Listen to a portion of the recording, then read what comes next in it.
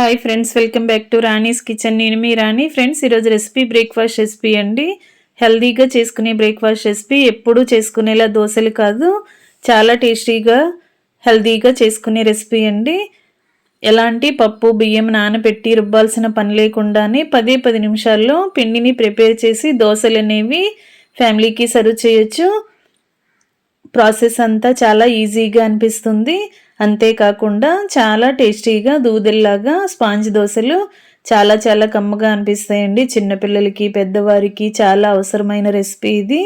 Process అంతా skip చేయకుండా last వరకు చూడండి. ముందుగా ఒక మిక్సింగ్ బౌల్ తీసుకొని దానిని పక్కన పెట్టుకోండి.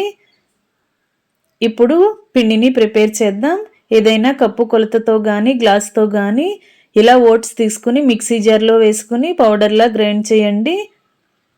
ఓట్స్ అనేవి చాలా ఈజీగానే గ్రైండ్ అయిపోతాయండి. ఈ విధంగా గ్రైండ్ చేసిన పిండిని మిక్సింగ్ బౌల్లోకి వేసుకోండి.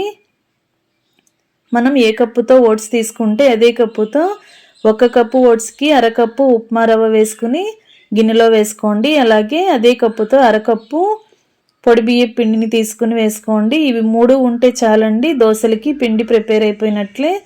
ఈ విధంగా మనం 3 కూడా గిన్నెలోకి వేసుకున్నాం కదా. ఇప్పుడు ముందుగా పొడి ఇంగ్రీడియంట్స్ అన్నీ కూడా గరిటెతో బాగా కలుపుదాం. తర్వాత కొంచెం కొంచెంగా వాటర్ని యాడ్ చేస్తూ పిండిని దోశల పిండిలాగా ప్రిపేర్ చేయండి. మరీ గట్టిగా కాకుండా కొంచెం పల్చగానే కలపండి. ఎందుకంటే మనం వేసిన వాటర్ని ఓట్స్ పౌడర్ కానీ బియ్యం పిండి కానీ ఉప్మా రవ్వ కానీ బాగా పీల్చుకుని బ్యాటర్ అనేది గట్టిగా వస్తుందండి.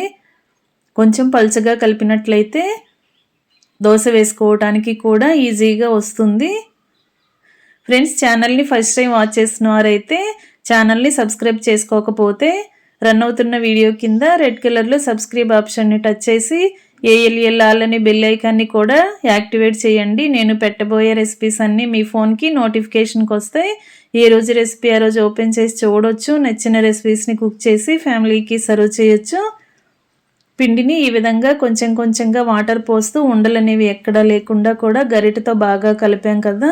ఇప్పుడు ఈ గిన్నెకు మూత పెట్టి ఒక 10 నిమిషాలు నాననిస్తే సరిపోతుందండి. ఎక్కువగా నానాల్సిన పని లేదు. 10 నిమిషాల తర్వాత చూసినట్లయితే బ్యాటర్ అనేది కొంచెం గట్టిగా వస్తుంది, బాగా నాని ఉంటుంది. దీనిలోకి దోశ అనేది మరింత టేస్టీగా హెల్తీగా ఉండటం కోసం 1 కప్పు క్యారెట్ తురుముని, సన్నగా తరిగిన పచ్చిమిర్చి ముక్కల్ని, సన్నగా తరిగిన ఉల్లిపాయ ముక్కల్ని, సన్నగా తరిగిన అల్లం ముక్కల్ని వేసుకోండి. టేస్ట్కి సరిపడా సాల్ట్ కూడా వేసుకుని 1 టేబుల్ స్పూన్ జీలకర్రని కూడా వేయండి. క్యారెట్ తురుము లేకపోయినా కూడా ఉల్లిపాయ పచ్చిమిర్చితో కూడా మనం దోశ అనేది వేసుకోవచ్చండి. ఇప్పుడు కొంచెంగా వంట సోడా కూడా వేసుకోండి. వంట సోడా లేకపోయినా కూడా దోశలు అనేవి చాలా సాఫ్ట్గానే వస్తాయి. మీకు వంట సోడా యూజ్ చేయటం ఇష్టం లేకపోతే స్కిప్ చేసేయచ్చు.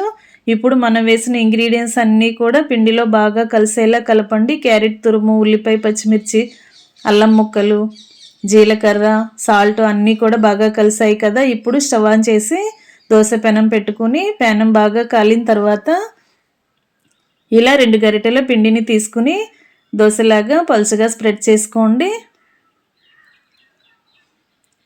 ఇప్పుడు దోశ కొంచెం కాలిన తర్వాత 1 టేబుల్ స్పూన్ ఆయిల్ని దోశ మొత్తానికి కూడా అప్లై చేసుకుని ఒకవైపున బాగా కాలిన తర్వాత వెనుక వైపు కూడా టర్న్ చేసి 2 వైపులా కరెక్ట్గా ఫ్రై అయిన తర్వాత పెనం నుంచి తీసి ప్లేట్లోకి వేసేసుకోండి. ఇదే విధంగా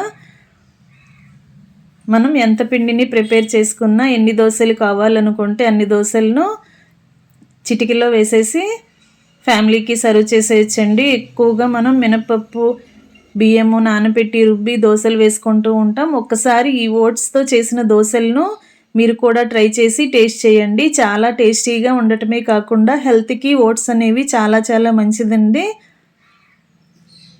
ఇలా దోశ పెనం పైన, ఐరన్ పెనం పైన కూడా మనం దోశలు అనేవి చాలా ఈజీగా వేసేసుకోవచ్చండి. నాన్ స్టిక్ పెనం లేకపోయినా కూడా రెగ్యులర్గా మనం యూజ్ చేసుకునే దోశ పెనం పైన కూడా చాలా ఈజీగా మనకి దోశలు అనేవి వేసుకోవచ్చు. ఎన్ని దోశలైనా కూడా చాలా ఫాస్ట్గా మనం ఈ కుకింగ్ అనేది కంప్లీట్ చేసేయచ్చండి.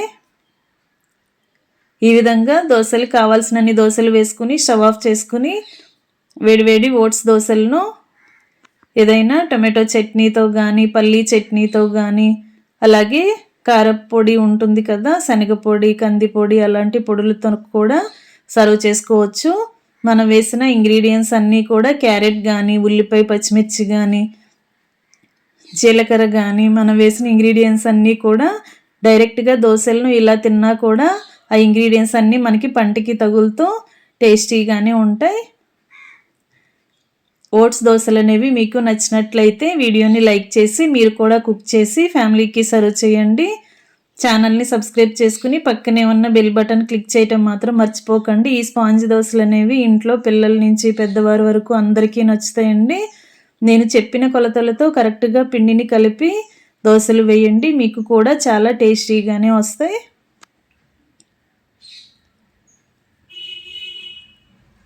మీకు చూస్తుంటేనే అర్థమవుతుంది కదండి, చాలా మెత్తగా సాఫ్ట్గా టేస్టీగా దోశలు అనేవి ఉంటాయండి. మరొక రెసిపీతో మళ్ళీ కలుద్దాం. Thanks for watching. నేను మీ రాణి.